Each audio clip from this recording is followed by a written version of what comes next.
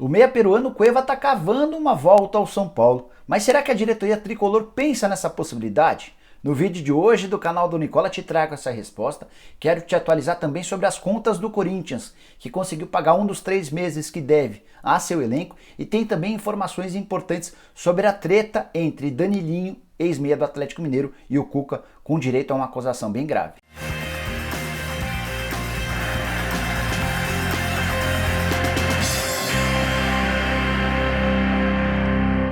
Fala aí pessoal, sou o Jorge Nicola, bem-vindos a mais um vídeo do canal. E antes de passar as informações que eu prometi agora há pouco, queria desejar um ótimo sábado para todo mundo e lembrar que nessa noite, a partir das 8 horas, Adilson Batista, ex-técnico do Cruzeiro, entre vários outros clubes, é o convidado da live do Nicola. Ótima oportunidade para você entrar, fazer perguntas, tirar suas dúvidas, avisar seus amigos para que a gente possa fazer uma live bem legal, tá bom?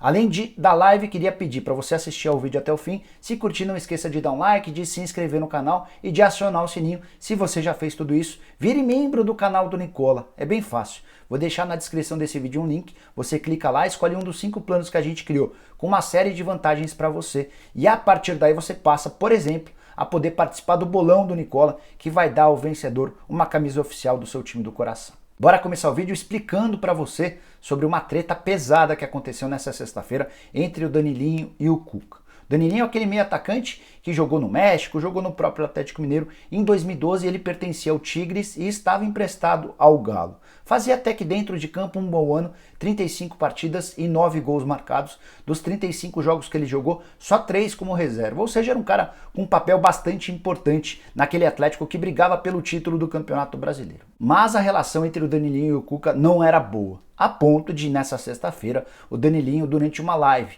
no seu Instagram, no Instagram pessoal dele, ter feito uma declaração bastante polêmica e bombástica. Ele acusou o Cuca de cobrar dinheiro de 2 companheiros para que pudessem jogar. Separei o trecho para você dar uma olhada. E nós não fomos campeão no Atlético Mineiro em 2012, mesma coisa, porque tu, ou o Cuca, cobrava dinheiro do Berola e do Guilherme.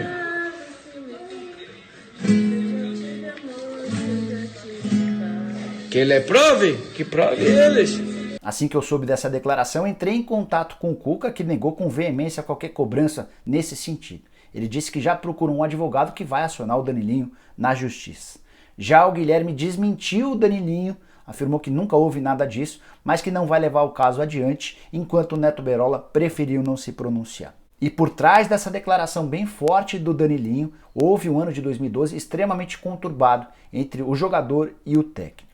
Vale a lembrança, ele pertencia ao Tigre, estava emprestado ao Atlético Mineiro. O Atlético em algum momento até pensou em comprar o jogador, porque dentro de campo as coisas funcionavam, mas fora deles, a convivência com o Danilinho era extremamente complicada e ele chegou a ser, em outubro, perto do fim do contrato de empréstimo, afastado pelo Atlético Mineiro, depois de cometer o 3º ato de indisciplina durante a temporada. O primeiro deles foi em março, o Atlético conseguiu contornar internamente. O segundo aconteceu na metade do ano e ninguém soube, além dos próprios atletas. O terceiro foi definitivo.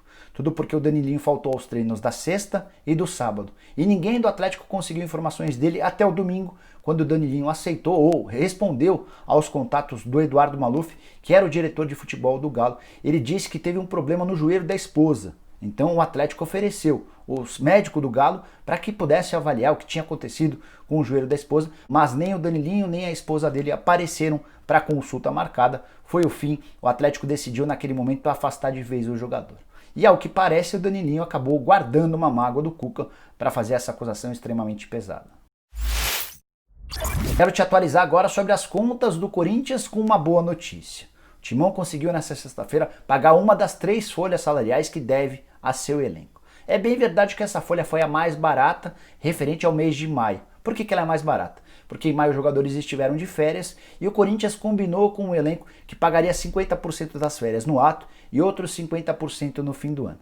É óbvio que, diante da falta de receita, o Corinthians optou por pagar aquela folha mais barata, aquela mais baixa. Dessa maneira, o Corinthians conseguiu evitar o risco de atletas irem à justiça para cobrar a rescisão do contrato. Isso só acontece quando um time deve 3 ou mais meses de salário. Como a folha do Timão está na casa dos 12 milhões de reais, dá para calcular que foram depositados 6 milhões de reais para a compensação dos atletas. Restam ainda cerca de 21 milhões de reais.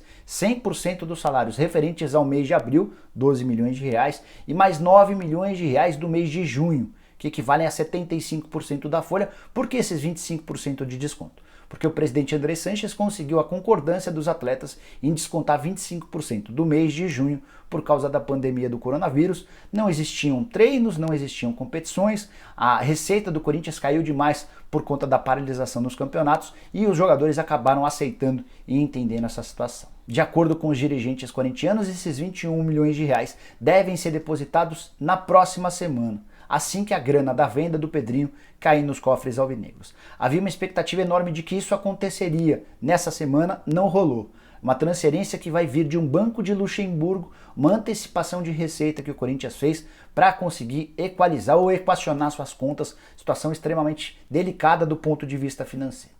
Só vale a lembrança de que o Pedrinho foi vendido por 20 milhões de euros e o Corinthians receberia 14 milhões de euros em 4 anos. 6 milhões de euros pertencem ao Will Dantas, que é empresário do Pedrinho. O Will concordou em emprestar essa grana para o Corinthians e o Corinthians recorreu a um banco lá do país de Luxemburgo, na Europa, para fazer essa antecipação.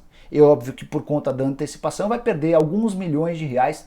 A transferência total seria de 113 milhões. Como o Corinthians fez essa antecipação, vai perder cerca de 10, 12, 14 milhões de reais, mas vai ter nos próximos dias um depósito de algo na casa dos 100 milhões de reais, que vai dar para pagar essas contas atrasadas e também solucionar um problema que tem causado bastante preocupação relacionado ao Montevideo Wanderers, time do Uruguai que vendeu no ano passado o Bruno Mendes. O Corinthians só conseguiu pagar uma das 3 parcelas que já venceram. Estão abertas as parcelas de julho e de dezembro do ano passado, por isso o clube uruguaio foi à FIFA cobrando a grana do Corinthians e se não fizer o depósito até o mês que vem, até julho, o Corinthians vai ser impedido de inscrever novos jogadores. Essa é a punição determinada pela FIFA. Então há expectativa no Corinthians de que a grana da venda do Pedrinho caia na semana que vem. Se isso acontecer, automaticamente todos os atrasados relacionados ao elenco serão resolvidos, além dessa questão com o Bruno Mendes e o Montevideo Wanderers que está causando preocupação. Para fechar, preciso te contar que o Corinthians anunciou nesta sexta-feira a venda do André Luiz para o Daehon Sitsen, da Coreia do Sul.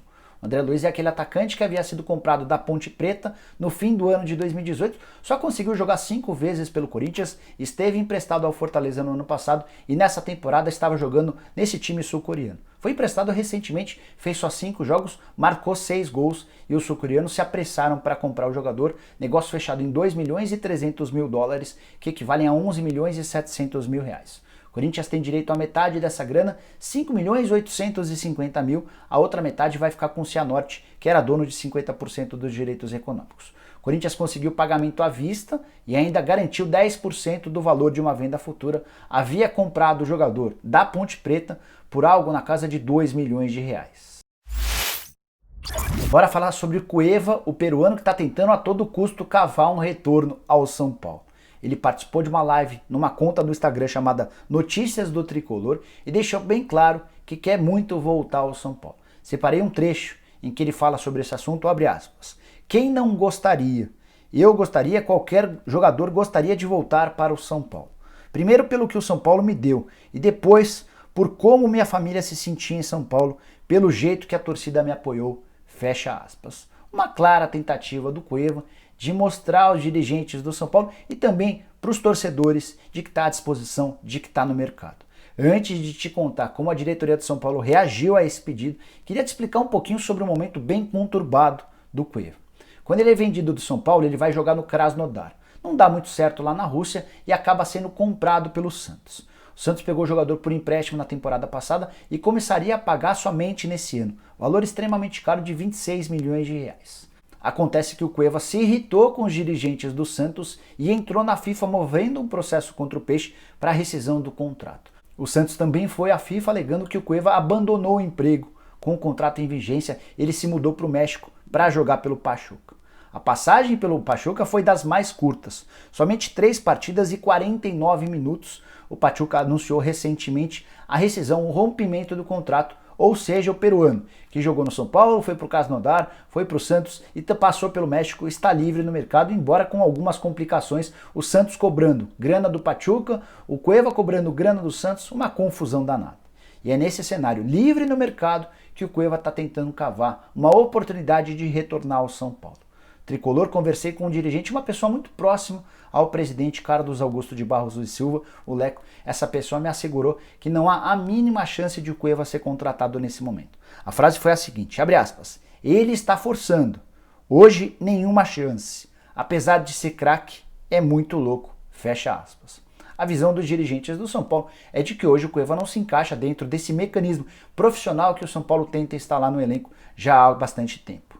Cara, de fato, muito talentoso, muito acima da média, mas que tem quase nenhum compromisso com rotina, com horários, com comprometimento com os outros jogadores. Na passagem do Cueva pelo São Paulo foram 87 jogos e 20 gols marcados. Enquanto teve o Cueva em campo e bem, São Paulo pôde usufruir de um cara que de fato é acima da média, mas em muitos momentos o Cueva acabou deixando o São Paulo na mão. O filme dele está bem queimado pelos lados do Morumbi e com essa diretoria certamente ele não será contratado.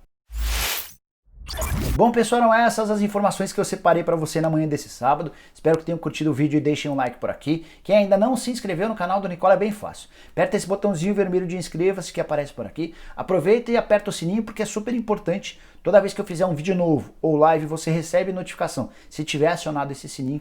E fique esperto por conta da live a partir das 8 horas da noite desse sábado com o ex-técnico do Cruzeiro, o Adilson Batista. Se você já é inscrito no canal do Nicola, vire membro e a partir daí passe a ter uma série de vantagens, como por exemplo receber informações em primeira mão via WhatsApp. Dependendo do plano que você escolher, você vai ser informado de tudo que eu souber bem antes de todo mundo. Beleza? A gente se vê de noite. Um abraço, tchau, tchau!